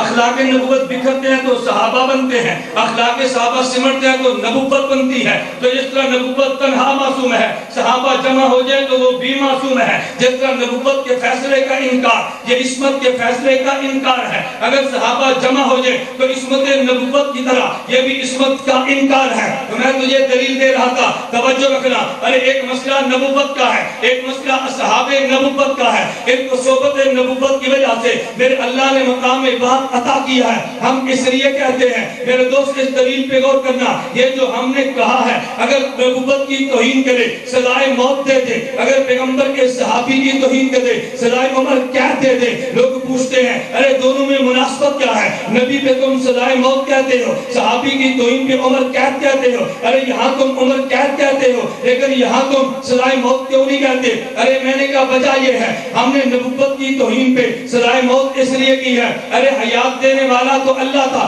نبوت اللہ کا انتخاب ہے، اس نے انتخاب خداوندی کو دیکھ کے خالق حیات کے انتخاب کا انکار کیا ہے، اس ظالم کو زندہ رہنے کا حق ہی نہیں ہے، اس کو سزائے موت دے دے۔ کہے گا جی اس صحابی کا گستاخ تھا، پھر عمر قید کی بات کیوں کی ہے؟ میں نے کہا ہاں ارے نبوت براہ راست اللہ کا انتخاب ہے اور صحابی پیغمبر کی وساطت سے انتخاب ہے، یہ نبوت کا انتخاب براہ راست ہے، صحابی بالواسطہ ہے، جب بالواسطہ ہوگا سزا کم ہوگی، بلا واسطہ ہوگا سزا بڑھ جائے گی، اگر بالواسطہ انتخاب کا اگر انکار کیا ہے تو سزائے موت ہے، اور اگر بواسطہ کا انکار توہین کی ہے وہاں سزائے عمر قید ہے۔ پھر لوگ پوچھتے ہیں ارے تم اتنی سخت بات کیوں کہتے ہو؟ میں نے کہا نہیں میرے دوست تو نے توجہ ہی نہیں کی، ارے وجہ یہ ہے اگر دنیا میں نمازی بڑے نیک لوگ ہیں، دنیا میں روزے دار بڑے نیک لوگ ہیں، لیکن کبھی تم نے غور کیا یہ جی بہت نیک آدمی ہے، کیوں یہ قرآن کی قرات کرتا ہے، یہ بڑا نیک آدمی ہے، یہ روزانہ ہر روز سوائے مخصوص ایام کے روزے رکھتا ہے اور یہ بہت نیک آدمی ہے، اس نے تبلیغ جماعت میں سال لگایا ہے، ہر سال یہ چیلا لگاتا ہے، یہ بہت نیک آدمی ہے، اس نے 10 مرتبہ جہاد کیا ہے۔ میں نے کہا پھر کیا ہوا اگر تو اس کی توہین کرتا ہے؟ اس کو جو کہ قرات کی وجہ سے عظمت ملی ہے، یہ توہین قرات کی ہے، اگر اس کی توہین کرتا ہے روزے کی وجہ سے عظمت ملی ہے تو توہین روزے کی ہے، اگر اس کی توہین کرتا ہے نماز کی وجہ سے عظمت ملی ہے تو یہ نماز کی توہین کرتا ہے، اگر اس کی کرتا ہے تو یہ مبلغ ہے تو توہین تبلیغ کی ہے، تبلیغ کی وجہ سے عظمت ملی ہے، ارے یہ دوست مجاہد ہے، اگر اس کی توہین کی ہے تو توہین جہاد کی ہے، جہاد کی وجہ سے عظمت کو ملی ہے۔ لیکن میرے صحابہ کا معاملہ تو جدا ہے، اگر تو نے صحابی کی توہین کی ہے توہین نماز کی نہیں ہے، اگر صحابی کی توہین ہے تو جہاد کی نہیں ہے، اگر صحابی کی توہین ہے میرے دوست یہ توہین روزے کی نہیں ہے، ارے یہ توہین صحبت نبوت کی ہے، ایک توہین نبوت کی ہے ایک صحبت نبوت کی ہے، اگر توہین نبوت کی کرے گا تو سزائے موت ہے، اگر صحبت نبوت کی کرے گا تو تھوڑا سا نیچے آگے سزائے عمر قید ہے۔ اس لیے ہم نے کہا صحابہ کے مقام پہ تو غور کرنا، ایک مقام نبوت ہے ایک مقام صحابہ ہے، مقام نبوت بھی باب ہے، مقام صحابہ بھی باب ہے، اور ایک مقام شہادت ہے یہ مقام قصب ہے، اور ایک مقام ولایت ہے یہ مقام قصب ہے۔ توجہ رکھنا، میں تجھے ایک ذوق کی بات کہنا چاہتا ہوں، نبی پاک صلی اللہ علیہ وسلم نے جب توحید کا اعلان کیا ہے، اللہ کے پیغمبر نے جب رسالت کا اعلان فرمایا ہے، میرے نبی کے ساتھ ملنے والے ارے 3 قسم کے طبقات آئے ہیں۔ ایک طبقہ وہ ہے جس نے پیغمبر کی خلوت کو دیکھا ہے، اسے پیغمبر کی زوجہ کہتے ہیں، اسے پیغمبر کی بیوی کہتے ہیں، اسے پیغمبر کا حرم کہتے ہیں رضی اللہ عنہن، اسے امہات المومنین کہتے ہیں رضی اللہ عنہن۔ یہ تو پیغمبر کی خلوت کے مسئلے باہر ہو جائیں گے۔ حضور کیوں؟ فرمایا میں تو ہر آدمی کا نبی ہوں، میں نے گھر کے مسئلے بھی دینے ہیں، میں نے باہر کے مسئلے بھی دینے ہیں، لیکن بہت سارے مسائل وہ ہیں کہ جن کا تعلق بظاہر بیان کرنے میں حجاب سے ہوتا ہے، میں براہ راست مسئلہ دوں گا تو ممکن ہے لوگ عجیب سمجھے، یہ مسئلہ بیوی کو دوں گا، بیوی عورتوں کے دو گی، عورت اپنے خامد کو دے گی، خامد مسئلہ آگے اپنے شاگردوں کو دے گا، تو مسئلہ بڑے ادب کے ساتھ دنیا میں پھیل جائے گا۔ اللہ مجھے اس کے لیے ازواج دے دینا جو میرے خلوت کے مسئلوں کو باہر لے جائے۔ فرمایا میرا محمد ایک نہیں، میں تجھے 11 دوں گا، اس لیے کہ تیری خلوت کے مسئلے زیادہ ہیں، ممکن ایک سمیٹ نہ سکے تو میں زیادہ دیتا ہوں۔ اللہ نے 11 ازواج دی ہیں رضی اللہ عنہن، ان نے خلوت کے مسئلے امت کو جلوت میں دیے ہیں۔ اللہ تو نے مجھے دنیا میں بھیجا تھا، وما ارسلناک الا رحمۃ للعالمین بنا کے، میں نے پوری دنیا میں دین دینا ہے، لیکن اللہ میں تو پوری دنیا میں جا نہیں سکتا، میں تو مدینہ میں ہوں، یہاں سے چلا اللہ میں تبوک تک گیا ہوں، میں کتنے سفر اکیلا کروں گا، میرا محمد تو رحمت للعالمین ہے، تو اکیلا نہیں جا سکتا، میں نے تجھے پوری جماعت دی ہے، یہ جماعت پوری دنیا میں جائے گی۔ اللہ پھر کیا ہوگا؟ فرمایا ہوگا گیا۔ حضرت انس فرماتے ہیں رضی اللہ عنہ، ترمذی کی روایت ہے، عثمان غنی مکہ میں گئے ہیں، نبی حدیبیہ بھی ہے، انس رضی اللہ عنہ نے کہا کہتے کان عثمان رسول اللہ ہے، ارے زمین پہ رسول، یہ پیغمبر اللہ کے رسول ہیں، عثمان مکہ میں پیغمبر کا رسول ہے۔ حضرت معاذ یمن میں گئے ہیں، نبی پاک نے فرمایا الحمدللہ الذی وفق رسولہ لما یرضی رسولہ، ارے لوگوں مدینہ میں اللہ کا رسول ہوں اور یمن میں معاذ میرا رسول ہے، پر میں میرے پیغمبر تو میرا نمائندہ، میں کچھ تجھے نمائندے دوں گا تو میری بات میں پر دھیان دیا میں عزم اللہ نہیں کرتا، وہ تیرے معاملے میں دیانت کا معاملہ رکھے گے۔ اللہ مجھے تو نے صحابہ دیے، وہ تو دین کو دنیا میں پھیلا دیں گے، لیکن میں صرف پھیلانے کے لیے تو نہیں آیا۔ والذی ارسل رسولہ بالہدی ودین الحق لیظہرہ علی الدین کلہ، اللہ میں تو دین کو غالب کرنے کے لیے آیا ہوں، صرف پھیلانا تو نہیں ہے، میں نے غالب بھی کرنا ہے۔ فرمایا کیا ہوا؟ میرے پیغمبر گھبرانا نہیں ہے، میں تجھے صدیق دوں گا، 11 لاکھ مربع میل پہ دین غالب کر دے گا۔ عمر بن خطاب دوں گا، 22 لاکھ مربع میل پہ دین غالب کر دے گا۔ عثمان بن عفان دوں گا، 44 لاکھ مربع میل پہ دین غالب کر دے گا۔ تجھے امیر معاویہ دوں گا رضی اللہ عنہ، 64 لاکھ 65 ہزار مربع میل پہ دین غالب کر دیں گے۔ میں تجھے غلبہ دین کے لیے تیرے اصحاب دوں گا۔ اللہ یہ بات تو ٹھیک ہے، میری خلوت کے جسلے مسئلے باہر بھی چلے جائے، میرا دین دنیا میں پھیل بھی جائے، میرا دین دنیا میں غالب بھی ہو جائے۔ اللہ میری ایک تمنا بھی ہے، یہ تو میرا مشن تھا نا، میرے خلوت کے مسئلے باہر جائے، یہ تو میرا مشن تھا نا، اللہ دین دنیا میں غالب ہو جائے۔ اللہ میری ایک تمنا بھی ہے، کیا وہ بھی پوری ہو سکتی ہے؟ میرے محمد تمنا کیا ہے؟ والذی نفس محمد بیدہ لوجدت ان اقتل فی سبیل اللہ، کہ اللہ میں قسم اٹھا کر کہتا ہوں، اگر میں قسم نہ اٹھاتا میں تو پھر بھی تیرا نبی ہوں، میں تو سچا رسول ہوں، لیکن اللہ میں قسم اٹھا کے کہتا ہوں، میری تمنا یہ ہے کہ مجھے تیرے راستے میں کاٹ دیا جائے، اللہ مجھے قتل کر دیا جائے، اللہ جسم کے ٹکڑے کر دیے جائے، اللہ میری تمنا بھی پوری فرما دینا۔ اللہ نے قرآن میں فرمایا واللہ یعصمک من الناس، پیغمبر یہ تو میں پہلے اعلان کر چکا ہوں کہ تجھے کوئی کافر قتل نہیں کر سکتا۔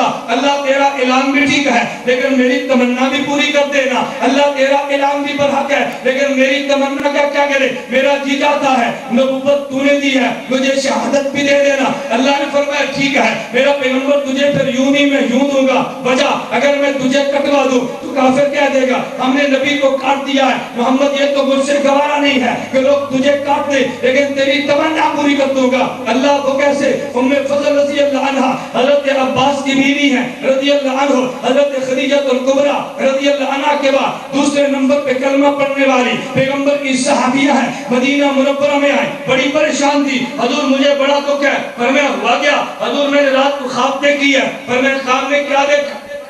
خواب میں تو نے کیا دیکھا؟ کہا حضور میں نے رات کو خواب دیکھی ہے، آپ کے بدن کا ایک حصہ کٹا ہے اور یہ کٹنے کے بعد میری گود پہ گرا ہے، میں تو بڑی غمزدہ ہوں۔ حضور کے چہرے پہ مسکراہٹ آ گئی، فرمایا تجھے مبارک ہو حضور کے اس بات کے۔ فرمایا میرا لخت جگر میری زہرا سے پیدا حسین ہوگا، لیکن تیری گود میں پرورش پائے گا، تجھے بھی مبارک ہو۔ یہ حسین رضی اللہ عنہ میرے پیغمبر کے جگر کا ٹکڑا ہے، میرے پیغمبر کے بدن کا حصہ ہے۔ اگر گھر میں کوئی قاتل آ جائے تو باپ کہتا ہے میرے بیٹے کو نہ مارنا، ارے مجھے مار دے، یہ میری نشانی ہے، دنیا میری نشانی کو دیکھ لے، یہ تو میرے جسم کا حصہ ہے۔ ارے بیٹے کا کٹ جانا یہ باپ کا کٹ جانا ہے، بیٹے کا قتل ہو جانا باپ کا قتل ہو جانا ہے۔ میرے پیغمبر نے تمنا کی ہے والذی نفس محمد بیدہ لوجدت ان اقتل فی سبیل اللہ، اللہ میرا جی چاہتا ہے کہ مجھے کاٹ دیا جائے، تو نے تو اعلان فرمایا تھا میں تجھے نہیں کٹنے دوں گا، لیکن اللہ میری تمنا کا کیا کرے؟ فرمایا میں نے تجھے حسین دیا ہے۔ ازواجے تیرا تمنا تیرا مشن تھا نا میری خلوت کے مسئلے باہر جائیں، میں نے تجھے ازواج دی ہیں، ارے تیرا مشن تھا نا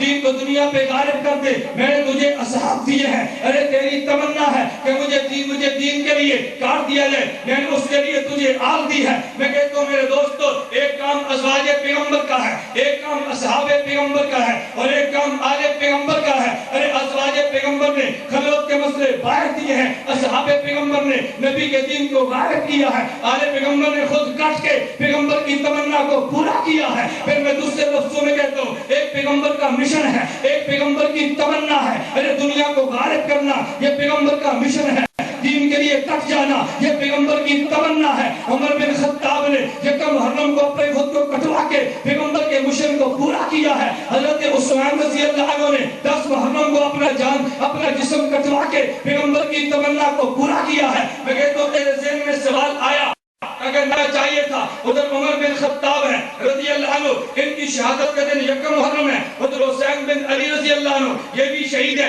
تو شہادت کا ان کا 10 محرم ہے، تو تیرے ذہن میں سوال آنا چاہیے یہ یکم تو کیوں ہے، وہ 10 تو کیوں ہے؟ کہنے کا وجہ یہ ہے اگر تو تاریخ پہ غور کرے، ہماری اسلامی تاریخ میں میرے پیغمبر کے بعد پہلا وہ شخص جس کو امت نے امیر المومنین کا لقب دیا وہ حضرت عمر بن خطاب ہے رضی اللہ عنہ۔ امیر المومنین کے کے لقب کا آغاز بھی عمر بن خطاب سے ہے۔ اگر اسلامی مہینوں کے اعتبار سے شہادت کی داستان چلتی ہے تو یکم محرم کو پہلے شہید بھی حضرت عمر بن خطاب ہے۔ اور یہ پہلے کیوں شہید ہوا؟ ارے وجہ یہ ہے یکم محرم پہلے ہے، 10 محرم بعد پہ ہے۔ ارے ایک شہید ہے وہ شہید مصر پیغمبر ہے، ایک شہید ہے وہ شہید تمنا پیغمبر ہے۔ ارے مصر مقدم ہوتا ہے، تمنا مؤخر ہوتی ہے، مصر پہلے ہوتا ہے، تمنا بعد آتی ہے۔ تو مصر پہ کٹنے والا پہلے کٹا ہے، تمنا پوری کرنے والا بعد میں کٹا۔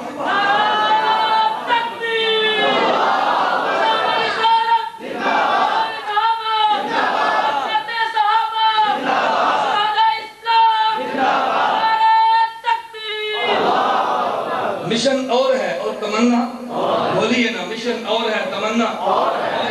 کہا بھئی جامعہ محمودیہ بنا ہے، پوچھو حضرت سے محمودیہ کیوں بنایا ہے؟ تو مولانا فرماتے ہوں کہ میرا جی چاہتا ہے کہ جنگ کا ہر بچہ قرآن کا حافظ بنے، میرا جی چاہتا ہے ہر بچہ نمازی بنے۔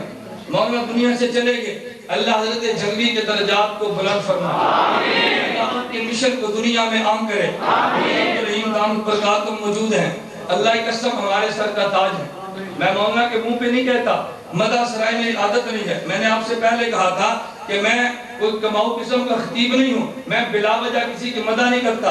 آپ میری ساری سیڑھیاں سن لے، میرے تمام بیانات سن لے، ریکارڈ پر موجود ہے۔ میں سوچ سوچ کے جملہ کسی کے بارے میں کہتا ہوں، ہم وہ جملہ نہیں کہتے کہ جس پر ہمیں بعد میں پشیمانی اٹھانا پڑے، لیکن دکھ یہ ہے ہم کبھی زندگی میں قدر نہیں کرتے۔ جب بندہ آنکھوں سے اوجھل ہوتا ہے پھر اس کے جنازے پہ کھڑے ہو کے لوگ آنسو بہاتے ہیں۔ ارے جنازے پہ آنسو بہانے سے قبل آدمی زندگی میں قدر کر لینا۔ میں جو بات سمجھانا چاہتا ہوں، مولانا جنگوی سے پوچھو بھئی کیوں بنایا ہے؟ وہ فرماتے ہوں گے بچہ ہر بچہ قرآن کا حافظ بن جائے، میری تمنا ہر بندہ نمازی بن جائے۔ یہ تو مولانا کا مشن ہوگا نا، یہ محمودیہ کا مشن ہے۔ اچھا پھر مولانا سے پوچھو حضرت آپ کیا چاہتے ہیں؟ مولانا فرمائیں گے بھئی دورہ حدیث تک تو مدرسہ چلا گیا، یہ تو ہمارا مشن تھا، سارے درجے آگے، ہمارا مشن تھا، قرآن چل پڑا، ہمارا مشن تھا۔ حضرت پھر آپ چاہتے کیا ہو؟ فرمائیں گے میرا دل کرتا ہے یہ مسجد 2 منزلہ بن جائے، یہ دار اقامت 2 منزلہ بن جائے۔ میری تمنا ہے کہ دیکھو حافظ بھی ہیں، دورے تک کے طلباء بھی ہیں، تو مسجد 2 منزلہ بن جائے۔ اب دیکھو دورے تک لے کر جانا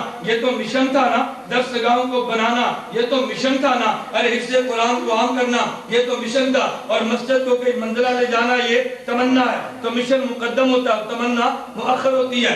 اصل مشن ہوتا ہے، تمنا اس کے بعد ہوتی ہے۔ میں کہتا ہوں ایک کام اصحاب پیغمبر نے کیا ہے اور ایک کام آل پیغمبر نے کیا ہے۔ اصحاب پیغمبر نے پیغمبر کے مشن کو پورا کیا ہے اور جان دے کے کیا ہے، آل پیغمبر نے پیغمبر کی تمنا کو پورا کیا ہے اور جان دے کے پورا کیا ہے۔ تو مشن پیغمبر والا اول ہے، تمنا پیغمبر والا بعد میں ہے۔ اس میں کوئی بے ادبی کی بات نہیں ہے، ہم تو دونوں بات مانتے ہیں۔ اس لیے ہم اہل سنت والجماعت اصحاب پیغمبر کو بھی مانتے ہیں، آل پیغمبر کو بھی مانتے ہیں اور ازواج پیغمبر کو بھی مانتے ہیں صلی اللہ علیہ وسلم۔ تو میں یہ کہہ رہا تھا اس قرآنی آیت کی روشنی میں بلند و بالا مقام کتنے ہیں؟ 4۔ نمبر 1 مقام نبوت، نمبر 2 مقام صحابیت، نمبر 3 مقام شہادت، نمبر 4 مقام ولایت۔ یہ 4 مقام میں اللہ نے بیان کی ہے۔ اول تو مقام نبوت ہے، وہ میرے اور آپ کے بس میں نہیں ہے۔ 2 مقام صحابیت ہے، وہ تو ہمارے بس میں نہیں ہے، لیکن ان سے محبت کرنا تو ہمارے بس میں ہے نا۔ ان 2 سے محبت کرے گا نا تو پھر مقام شہادت بھی مل جائے گا، ان 2 سے محبت کرے گا تو پھر مقام ولایت بھی مل جائے گا، اور ان 2 سے نفرت کرے گا نا تو تیرا ایمان بھی چھن جائے گا۔ اگر ان سے پیار کرے گا اگلے مقامات تجھے مل جائیں گے، اور اگر ان سے بغض رکھے گا تو خدشہ ہے کہ جو تھوڑا بہت ایمان ہے وہ بھی نہ سلب ہو جائے۔ تو دعا یہ کر اللہ مجھے اور تجھے مقام نبوت اور مقام صحابیت کو سمجھ کے ان سے محبت کی توفیق عطا فرمائے۔ اللہ مجھے اور تجھے مقام شہادت اور مقام ولایت عطا فرمائے۔ وآخر دعوانا الحمدللہ رب العالمین۔